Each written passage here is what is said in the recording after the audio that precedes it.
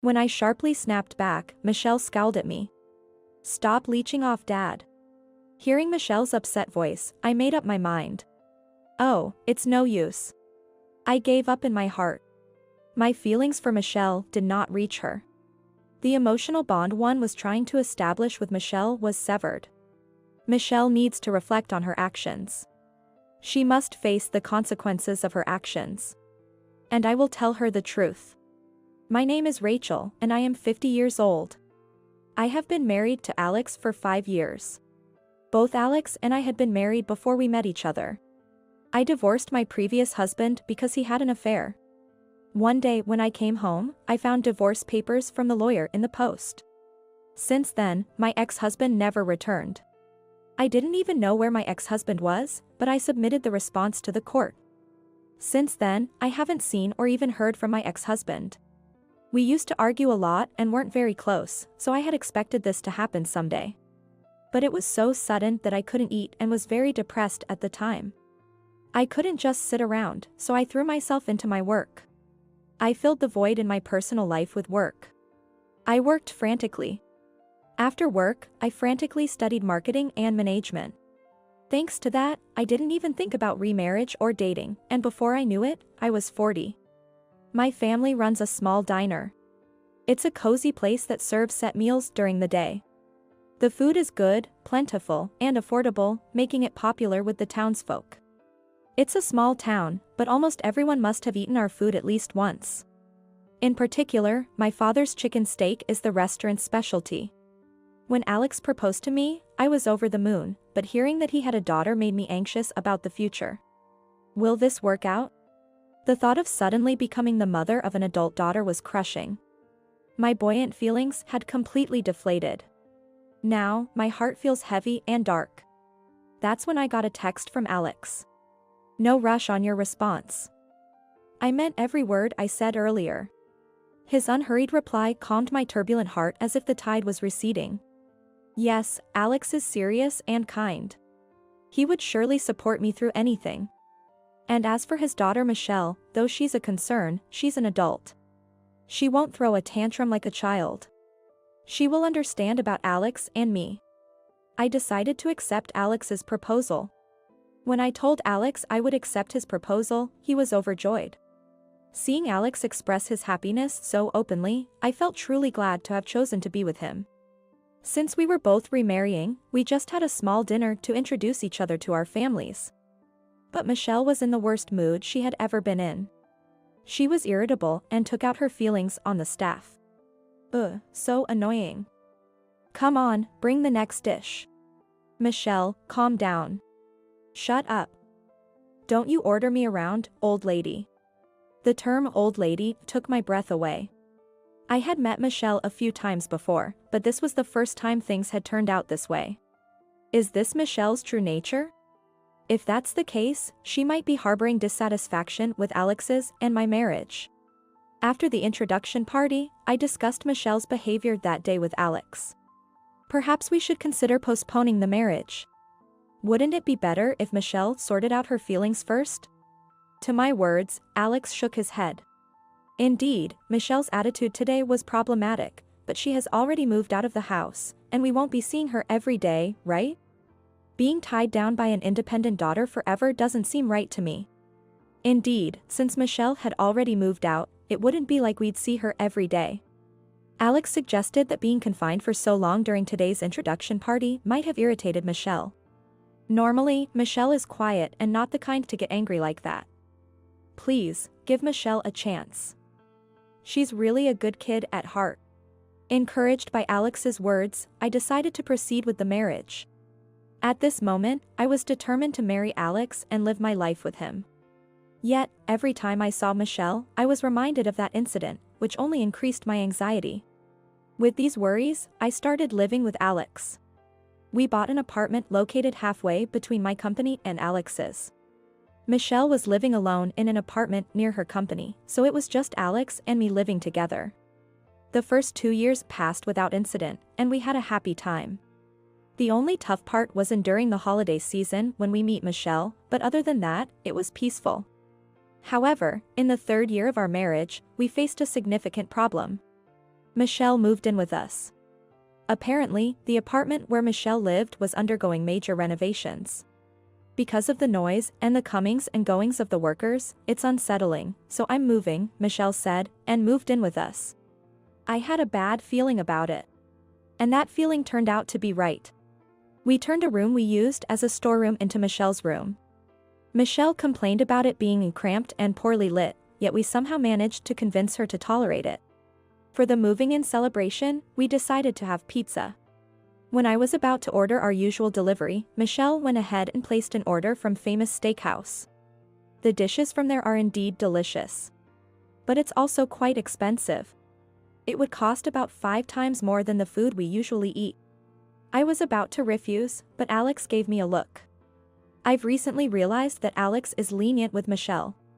He tends to give in to Michelle's whims. Perhaps that's why Michelle gets upset easily when things don't go her way. And she generally has an attitude.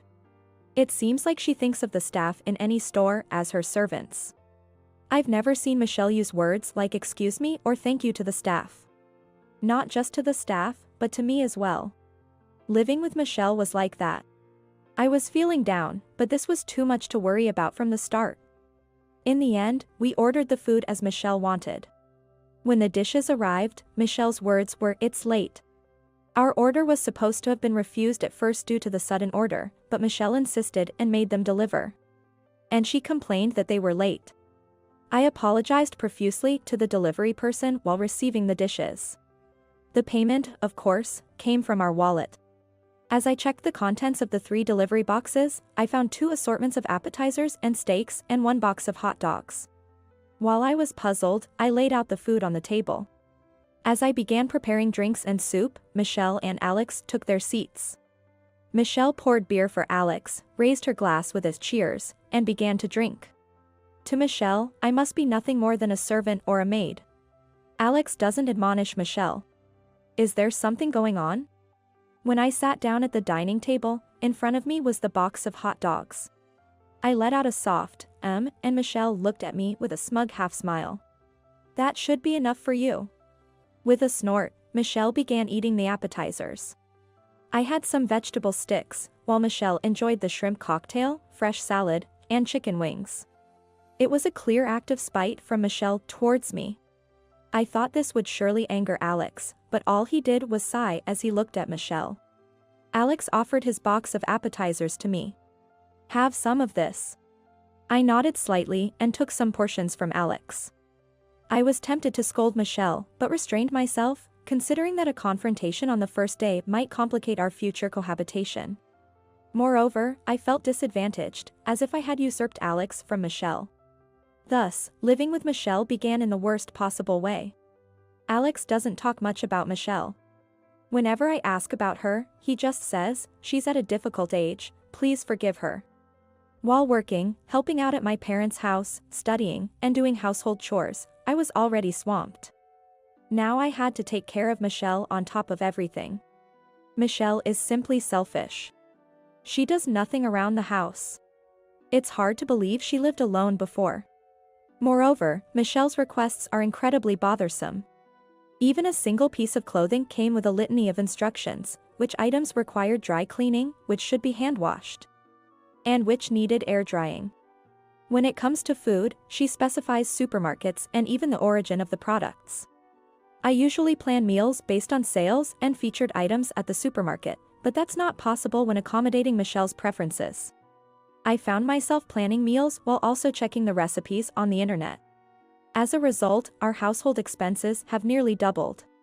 Michelle doesn't contribute financially to the household at all. Even when I talk to Alex about it, he just says, "Please bear with it."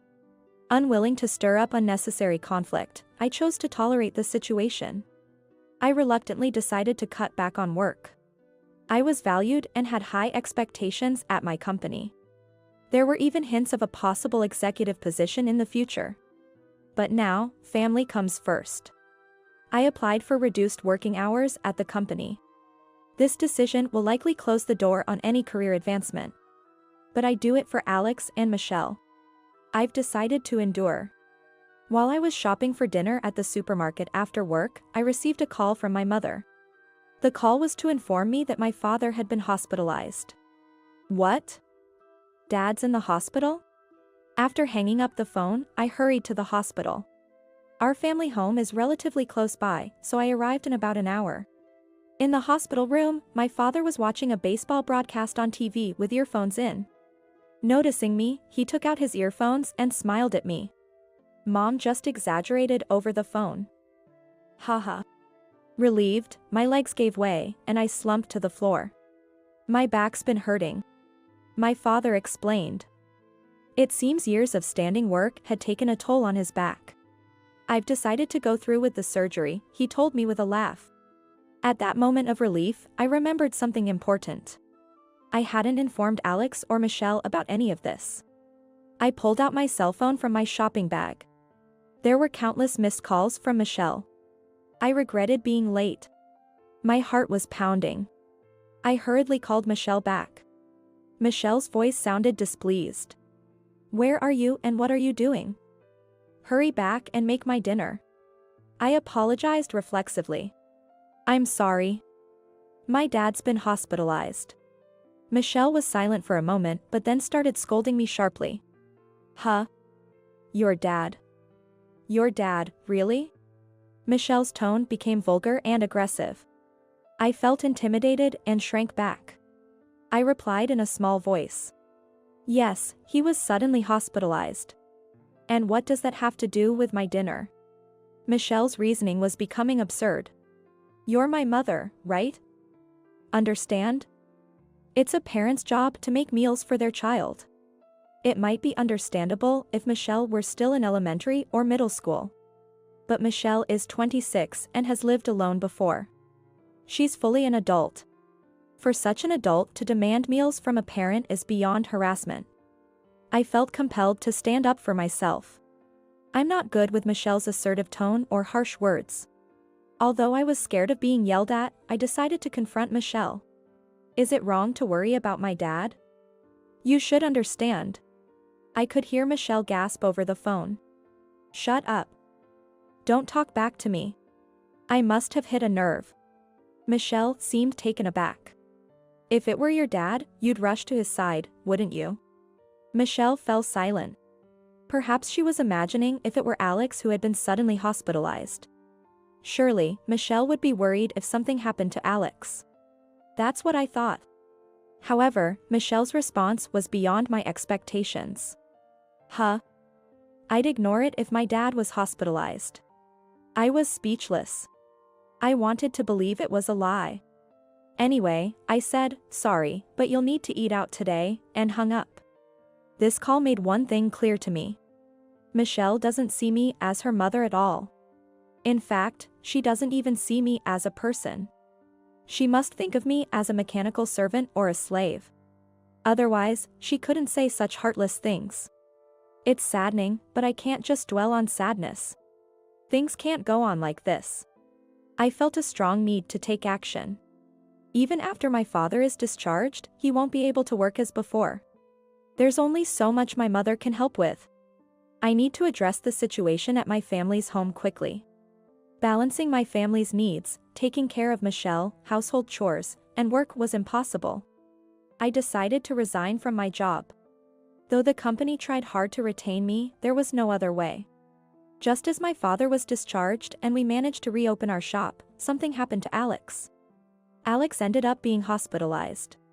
Moreover, his condition was quite severe. Dr. Anderson, the chief physician, said he might never be discharged. When I informed Michelle of Alex's condition, she reacted nonchalantly and said something unbelievable. Does this mean it's going to cost a lot of money? Michelle seems more concerned about money than Alex's health. What could this mean? I couldn't understand her reasoning. Does Michelle not care about Alex at all?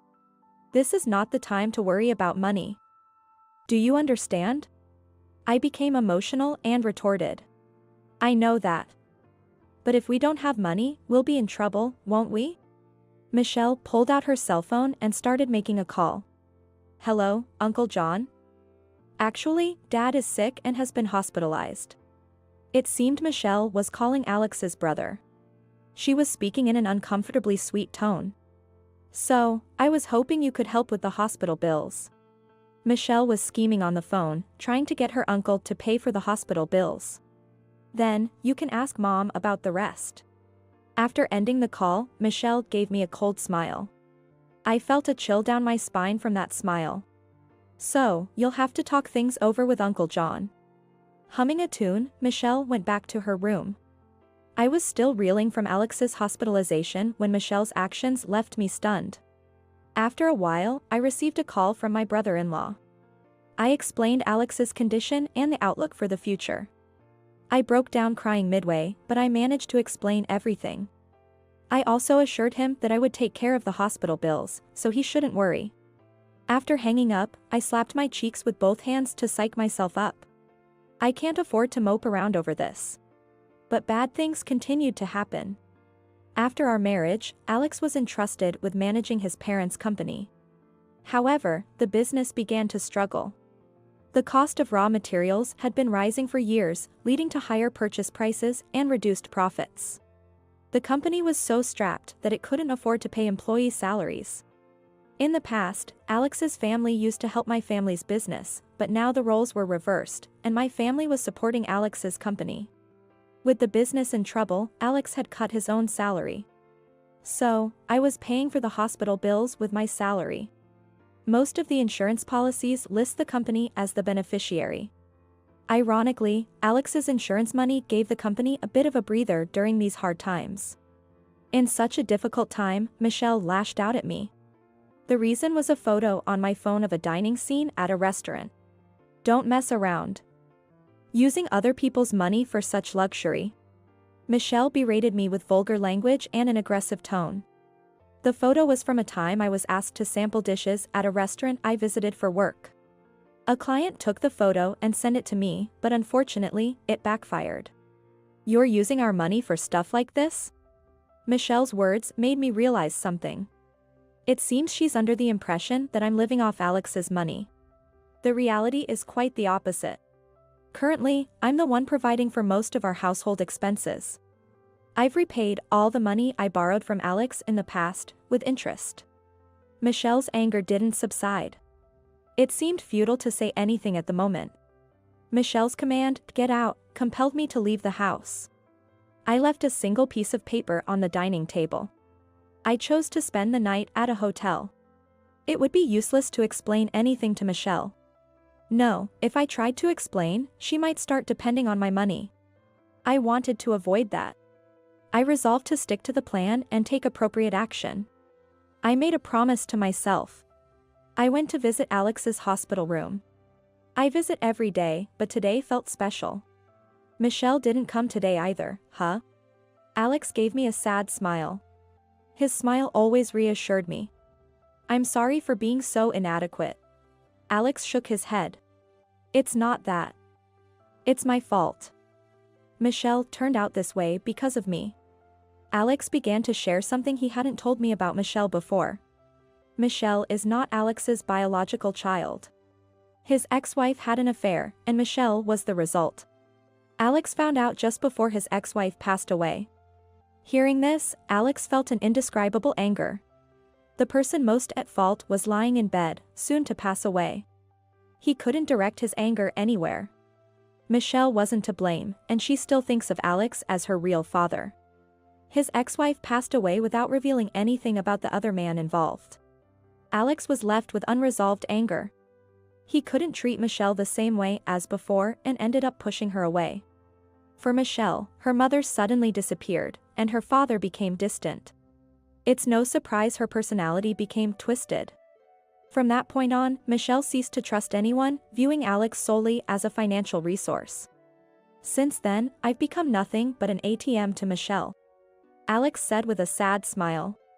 Michelle's selfishness is excessive. Moreover, her disdain for others is over the top. Michelle found out I wasn't her real father when she was in high school. Alex said she didn't seem that surprised.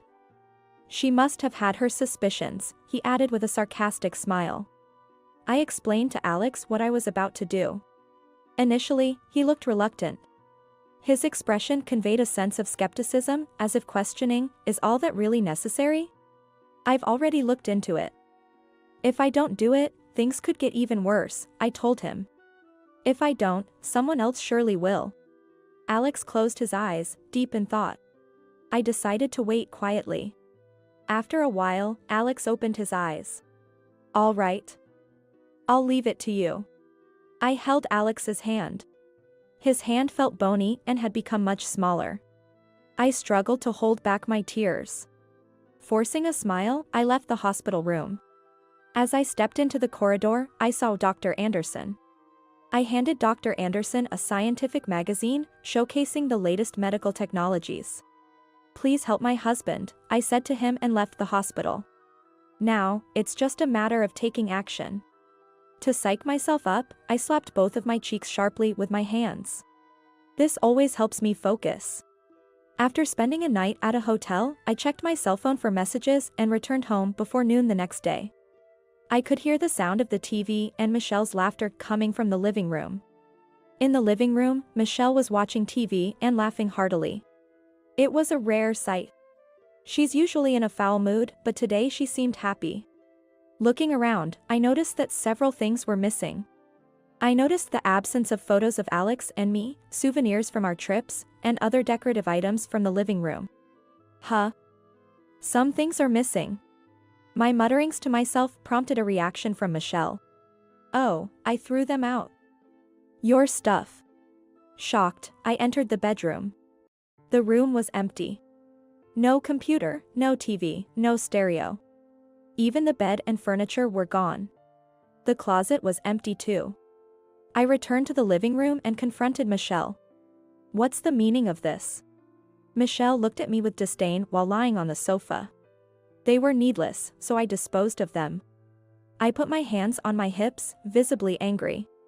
Needless? What are you going to do? When I raised my voice, Michelle made a face of disgust. She averted her gaze from me and sighed dramatically. I'm tired of living with you. Michelle had said something outrageous. What does she think this place is? What do you mean by that?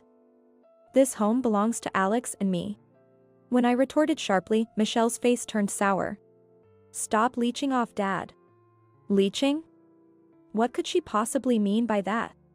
Michelle suddenly brought up something unexpected. Come to think of it, she had mentioned our money before. Could Michelle be under some grand misunderstanding? As I stood there, unable to respond, Michelle's irritation grew. Do I have to spell it out for you? I'm saying stop depending on Dad's money. Michelle and I never got along well. But I had always tried to be considerate towards her. I've complied with all of Michelle's requests, even those that felt like harassment. Even if it was harassment. I wanted to get along with Michelle. As the second wife, I've always strived to be kind and loving, feeling somewhat guilty. Yet, I received such treatment in return. I wasn't leeching off anyone. I was just trying to do everything for Michelle. I wanted to convey this to Michelle, yet the words eluded me. While I struggled to speak, Michelle added insult to injury. Dad's not coming back anyway, so there's no reason for you to be here. That's not true. Michelle raised her voice. Shut up. I don't want to hear your excuses. Hearing Michelle's hysterical voice, I made up my mind. It's no use, I realized. I gave up in my heart. My feelings for Michelle did not reach her. The emotional bond I was attempting to forge with Michelle had been severed. I felt my feelings for Michelle fading. Just a moment ago, I thought of us as family, but now we're complete strangers. From the beginning, it was clear Michelle was only using me for her own convenience. That's why she could so boldly drive me away. Michelle needs to reflect on her actions. She must face the consequences of her actions. And I will tell her the truth. I resolved to confront Michelle with the truth. Determined, I locked eyes with Michelle. Michelle looked back at me with fearful eyes. What? Got a problem? No. I'll leave, just as you wish. I checked other rooms, the bathroom, and the toilet. Don't bother looking. Everything's gone. I had it picked up by a collection service. I picked up a flyer from the living room. That's the place. I asked them. The flyer was just there, conveniently. This was something I had left in the living room. I almost let out a laugh at Michelle's shallowness. Forcing a stern face, I glared at Michelle. I hope you come to realize the gravity of your actions. With those parting words, I immediately left the house. As soon as I stepped out of the apartment, I contacted the waste collection service that had emailed me in the morning.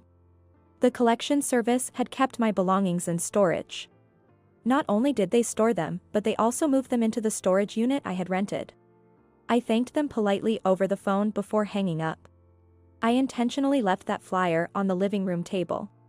I thought Michelle might just do something like that. Given her personality, seeking out a collection agency would have likely been too bothersome for her. Therefore, I surmised that if a flyer for a junk removal service was readily available on the table, she might be inclined to call the listed number. I was willing to forgive her if she didn't go that far. But Michelle went through with it. My patience finally ran out. I went to the hospital to see Alex. In the hospital room, it seemed Alex was getting some explanation from Dr. Anderson. When I entered the room, Dr. Anderson left the bed and walked away. Alex's face was unusually happy. It was a shame I had to bring up such a topic when he was in a good mood. Reluctant as I was, I shared the earlier incident with Alex. His face immediately clouded over. But, it can't be helped, right? I gently held Alex's thin hand. Thank you for understanding. In fact, I had already decided where I was moving to. Anticipating this situation, I had prepared a new place. Even if I wasn't kicked out, there was a chance I would leave on my own. Either way, I needed a new place. I planned to move and start a new life with a fresh mindset. It's just that things are happening a bit sooner than planned. Alex smiled gently. I was comforted by Alex's smile. To be honest, being kicked out by Michelle didn't really put me in a bind. It just moved my plans up by a couple of weeks. But now, I'd have to live in a hotel for 2 weeks. Maybe it's my frugality that makes me think it's a waste. Regardless, I resolved in my heart to be prepared for whatever Michelle might do next. I started taking the actions I had prepared for in advance. Once the move was successfully completed and I had settled down, Michelle called me. As soon as I answered, Michelle's loud voice filled my ear. You took our money, didn't you? I played dumb and asked, huh? What are you talking about? My feigned ignorance seemed to infuriate Michelle further. Don't play dumb. It's about Dad's hospital bills. The hospital just called saying they need to be paid. I was expecting this call around now. Oh, that. I replied in a deliberately relaxed tone. I purposely hesitated and sighed. You should pay it. It's not my concern anymore. You have the living expenses that Dad transferred, right? Just pay it out of that. That's true, but I don't have the bank book or ATM card for that account. Michelle should have the insurance documents and bank books. However, the bank account balance is almost empty. The balance is gone. You must have taken it. Desperate, Michelle confronted me. The more heated Michelle became, the more calmly I behaved. I didn't take it. I said with a composed face. Don't lie. Who else could have used it? I struggled to suppress my laughter. Ever since Alex's salary significantly decreased, there has hardly been any money in that account. A simple bank statement update would reveal this, but Michelle probably hadn't done that. There was just very little money to begin with. Even with this explanation, Michelle wasn't satisfied. If you can't pay the hospital bills, you should just use your own salary. Michelle remained silent. Given Michelle's spendthrift nature, it's unlikely she has any savings. Michelle tends to spend her salary as soon as she gets it. I know how much Michelle earns. Alex had previously informed me about her earnings. Moreover, Alex even used to give Michelle an allowance. You're old enough to have some savings, aren't you?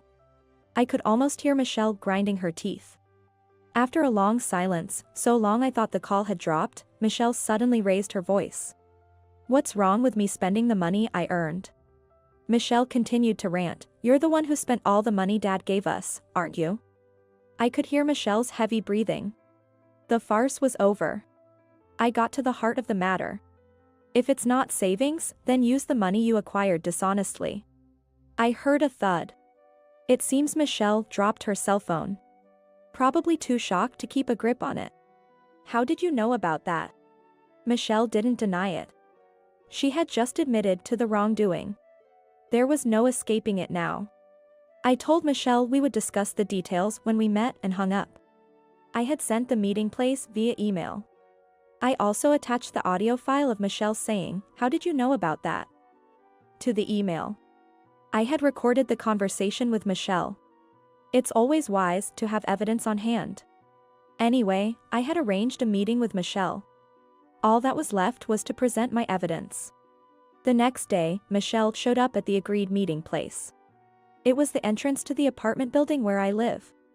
I called out to Michelle. Michelle looked up, surprised. Here? Yes. I sent you the address, didn't I? Michelle craned her neck to look up. You live in this tower? Michelle was looking at the tallest apartment in the area.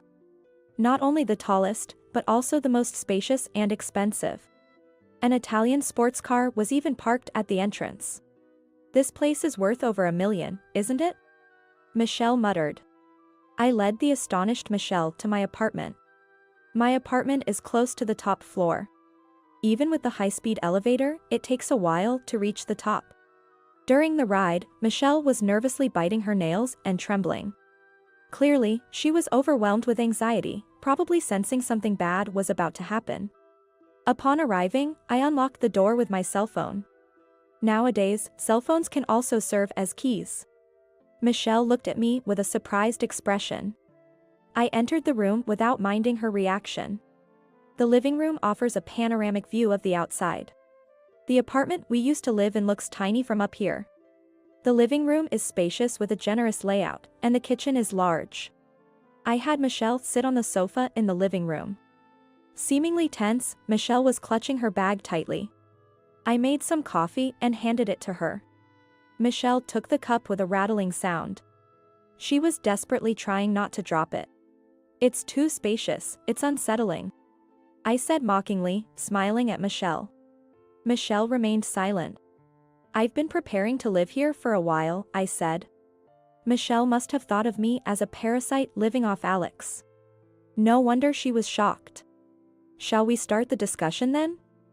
This is Tyler, my lawyer. I introduced Tyler, who was waiting in the back, to Michelle. Michelle seemed too overwhelmed to even notice Tyler. Her gaze was unsettled, darting around nervously. Ignoring Michelle's state, Tyler began laying out documents on the table. Michelle barely responded to my attempts to engage her in conversation. Distracted by the room, she kept looking around. Just when I thought we couldn't have a proper discussion, Michelle mumbled. How could you afford such a penthouse? Figuring she was curious, I answered Michelle. I just bought it, the regular way. Don't lie, how could you afford it? I had the income to afford it. As my family's small restaurant began to recover, I not only advised but also got actively involved in its management. The business flourished in an exciting way, and I quit my corporate job as I got busier. Michelle likely assumed I had become merely a housewife after leaving my job. We turned the small restaurant into a corporation, and I became an executive. The business was doing well, expanding into multiple outlets like a specialty grilled chicken restaurant and a fine dining place. That's why I could easily afford this penthouse apartment. That means I earn that much, I explained. I shared the story of my family's business. Michelle only knew that Alex had helped when my family's restaurant was struggling. I then told her how my family's business eventually came to support Alex's company and that I had become an executive. Hearing my story, Michelle slumped in defeat. I wondered if Michelle was feeling regret, but she suddenly looked up and said something unexpected. All right, I'll live here too. Let's make up. What is she talking about? That's what I thought, but I just silently stared at Michelle. There's enough space here for my room too, right? I glared at Michelle with a cold look. Save your dreaming for when you're actually asleep. She was completely unfazed by my sarcasm. I'm serious, she said. That's when Tyler cleared his throat. He probably couldn't bear to go along with Michelle's absurd statements any longer. Tyler handed Michelle a bill. Looking at the bill, Michelle's face turned pale. Her hands trembled, and sweat formed on her forehead. "This is a fraudulent bill." "It's a phantom charge," Tyler stated. After graduating from college, Michelle had worked at Alex's company. However, she conspired with a client company to make unjust charges to the company. The illicit gains were shared with the accomplice from the client company. To set Michelle up, I had hired a detective agency and conducted a thorough investigation using whatever I could. Then, an individual from the client company who conspired with Michelle leaked information to Tyler. I immediately consulted with my in-laws, who had stepped down from the presidency to become chairpersons, about the matter. Then, my in-laws were furious and promised, "We'll administer an appropriate punishment." Embezzlement on the job, quite the crime indeed. Tyler takes in my words. If convicted of fraud, you could face up to 10 years in prison, not to mention civil damages. Wait a minute, there must be some mistake. Michelle desperately tried to deny it. However, the evidence was complete, and the accomplice had confessed. Admit it. The charges against you are only getting heavier. Just as I thought Michelle was gripping the bill tightly enough to tear it, she suddenly stood up. "I'm sorry." Michelle apologized. "Sorry doesn't cut it." I spoke in a flat, emotionless voice. "Especially since you've done it habitually. It's deemed extremely malicious." Michelle collapsed to the floor and began to apologize. "I'm truly sorry. Please forgive me." "No chance." With my cold response, Michelle's face became a mess of tears. Her usually impeccable makeup was completely ruined.